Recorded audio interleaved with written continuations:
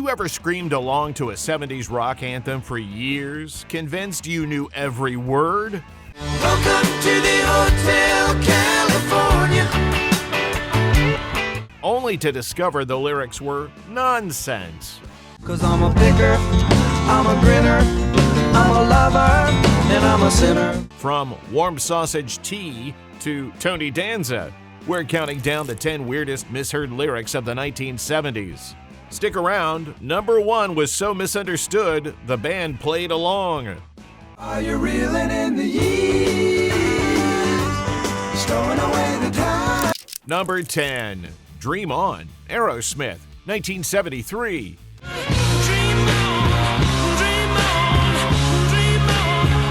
Starting us off at number 10 is a song that helped lay the blueprint for the power ballad, Aerosmith's 1973 classic, Dream On.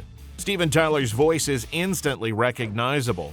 Scarves, range, and a rasp that sounds like gravel and honey. Then comes the climax, that soaring vocal everyone thinks they know.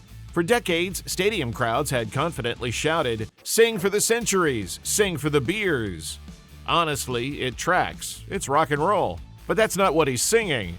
The real line is, "Sing for the year, sing for the laughter, sing for the tear."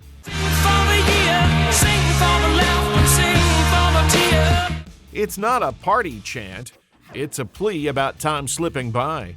Tyler stretches the words so hard that year blurs into beer, and the meaning gets lost in the rasp. The irony is that Tyler started writing Dream On as a teenager, years before Aerosmith had a record deal. Yet it sounds like it's coming from someone who's already lived a lifetime. Tyler had said he sang this track in a more straight, traditional voice because he was insecure about how his natural rasp would sound on tape. It's why the song feels so different, and why those lyrics have been misheard ever since. And if this one confused people, wait until number 6, where an 80s sitcom star somehow haunts an Elton John classic.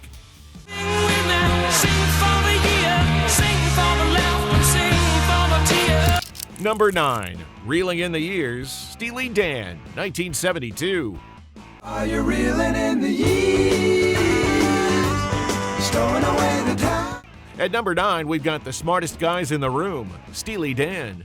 Donald Fagen and Walter Becker were famous perfectionists, writers who treated the studio like a lab, obsessed with clarity, precision, and getting every detail exactly right. So, how did they end up with a misheard lyric? We got to the college, didn't turn out like you planned. The things that taught for knowledge I can't understand. It all comes down to Donald Fagen's delivery.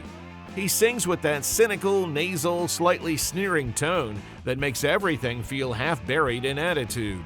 In the chorus of Reeling in the Years, plenty of listeners swear he's asking, "Are you reeling in the ears?"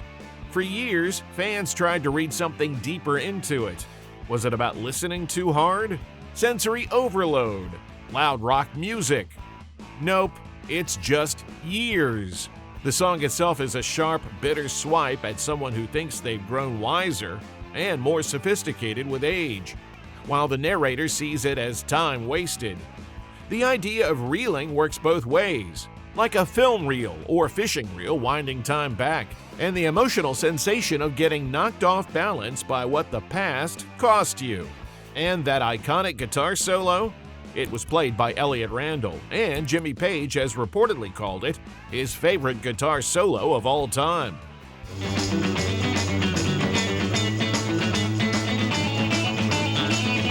Number 8, We Will Rock You, Queen, 1977. We will rock you. Queen is the ultimate stadium band. If you've ever been to a sporting event, you've done the stomp stomp clap. It's primal, it's simple, and apparently, it's about animal cruelty.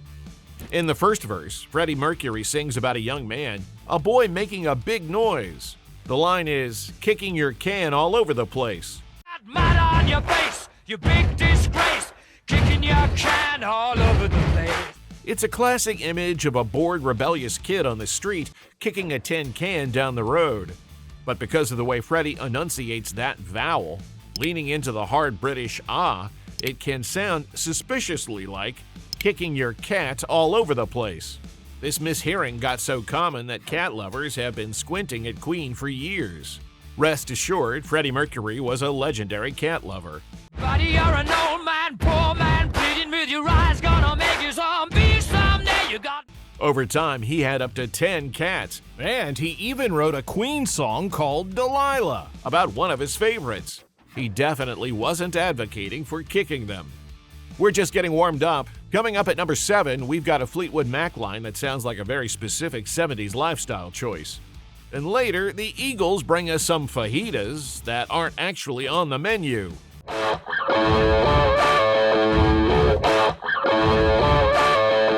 Number 7, Go Your Own Way, Fleetwood Mac, 1977.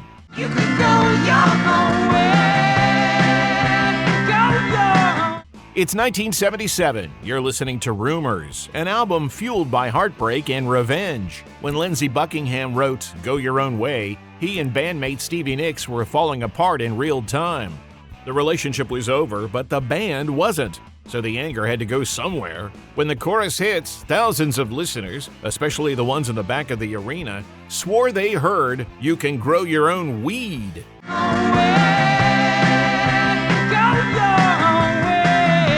Honestly, given the era and the band's reputation, it was a perfectly logical conclusion. It sounded like Lindsey was telling Stevie to go start her own garden. But the reality is much more savage. The actual lyric is, of course, You Can Go Your Own Way.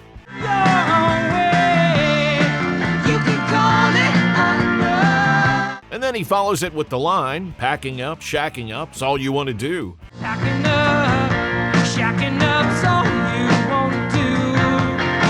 A line Stevie Nicks hated and called a lie. She tried to get it changed. He refused. The misheard lyric might be funnier, but the real one is pure emotional warfare.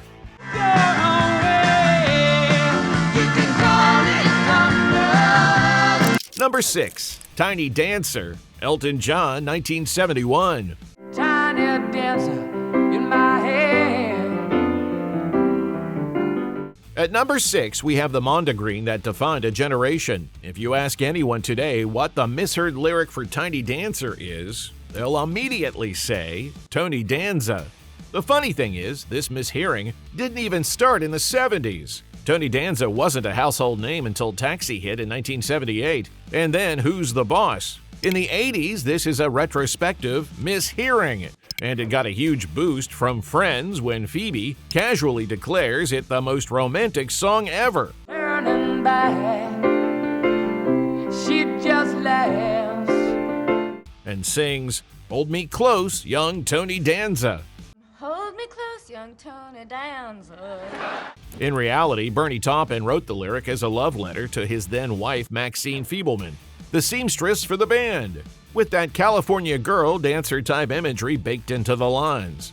But let's be honest, the mental image of Elton John serenading an 80s sitcom star is way more entertaining than the truth. Hold on to your hats, we're entering the top 5. We're about to find out what colitis actually are, and why Steve Miller started making up his own language just to mess with our heads. The auditorium.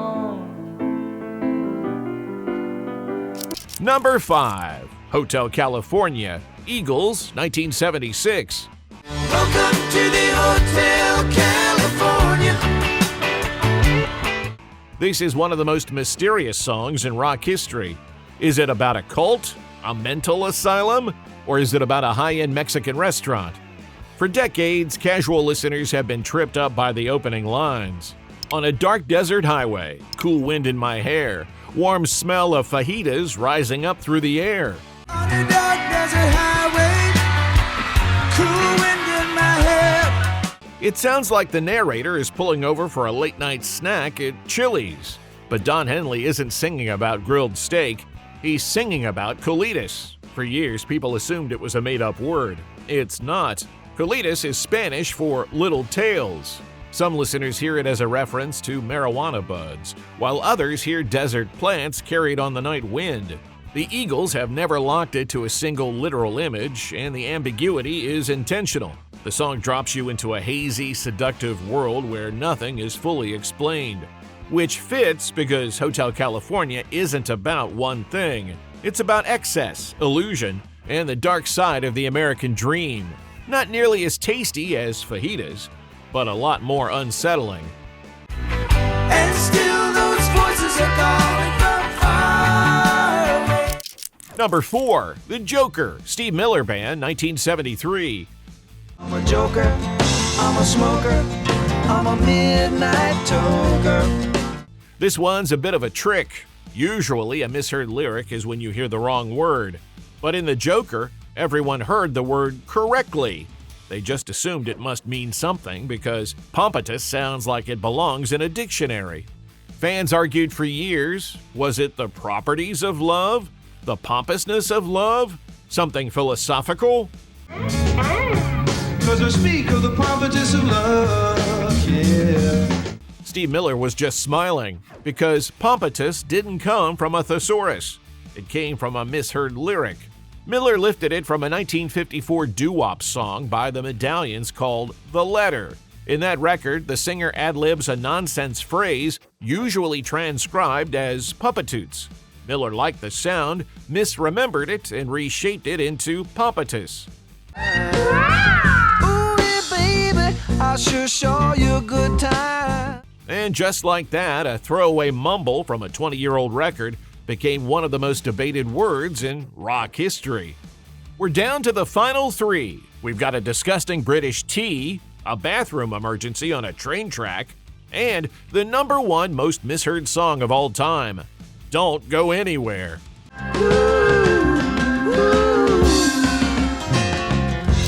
Number 3, Bohemian Rhapsody, Queen, 1975. Put a gun against his head, pulled my trigger, now he's dead. We're back with Queen at number 3. Bohemian Rhapsody is nearly a 6-minute masterpiece of opera, rock, and balladry. But when the opera section hits and the stacked multi-track vocals start piling on top of each other, things get weird fast. During the frantic Bismillah section, Easy go, will you let me go? Bismillah, no! where the narrator is literally begging for his life, a shocking number of listeners swear they hear, saving his life from this warm sausage tea. Now listen, the British are known for their tea, but sausage tea sounds like something served in a Dickensian prison. The actual line is, spare him his life from this monstrosity. Just a poor boy from a poor family, sparing his life from this monstrosity. But the tempo is flying, the syllables are smashed together, and the hard S sounds in monstrosity blur right past your ears. Your brain panics, grabs the nearest familiar words, and for some people, that word was sausage. Queen didn't make it easy. They buried the lyric inside a vocal avalanche, and once you hear sausage tea, you can't unhear it.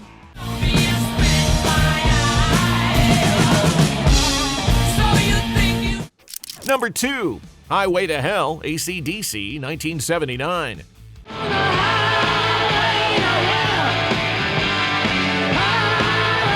Coming in at number 2 is maybe the funniest entry on this list. AC/DC's Bon Scott had a voice that was pure grit. He wasn't exactly known for careful elocution. Right out of the gate, after that iconic opening riff, he lays out the reckless, no-brakes rock and roll lifestyle with the line, "Season ticket on a one-way ride." Love and speed, seasons even on a one-way ride. But Bond delivers it with that fast, percussive snarl, clipped, slurred, and shoved right through the mix, and a huge number of listeners swear they hear something very different, shitting on a railway line. Once you hear it, it's impossible to unhear. Suddenly, this anthem about excess and rebellion turns into a very specific and very public health emergency. It's become a legendary rock meme, often cited as the ultimate example of why rock and roll mumble is a dangerous thing. Don't you stop there. Number 1, Blinded by the Light, Manfred Mann's Earth Band, 1976. Blinded by the light, wrapped up like a noose in the... Here it is, the undisputed heavyweight champion of misheard lyrics. Written by Bruce Springsteen and later covered by Manfred Mann's Earth Band, Blinded by the Light went all the way to number 1, and a lot of people still swear the confusion helped get it there.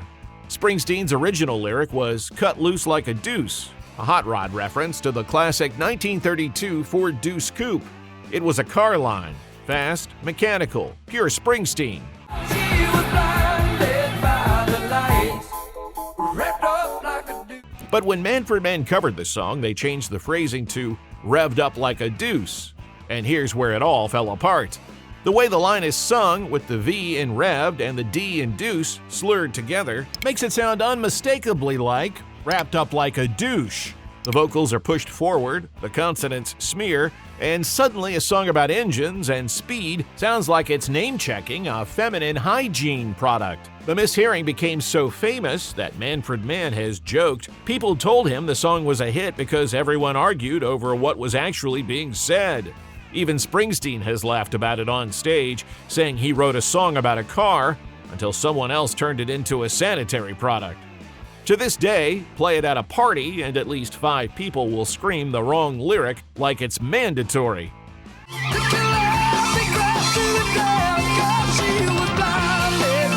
Is there a weird 70s lyric I missed? Let me know in the comments.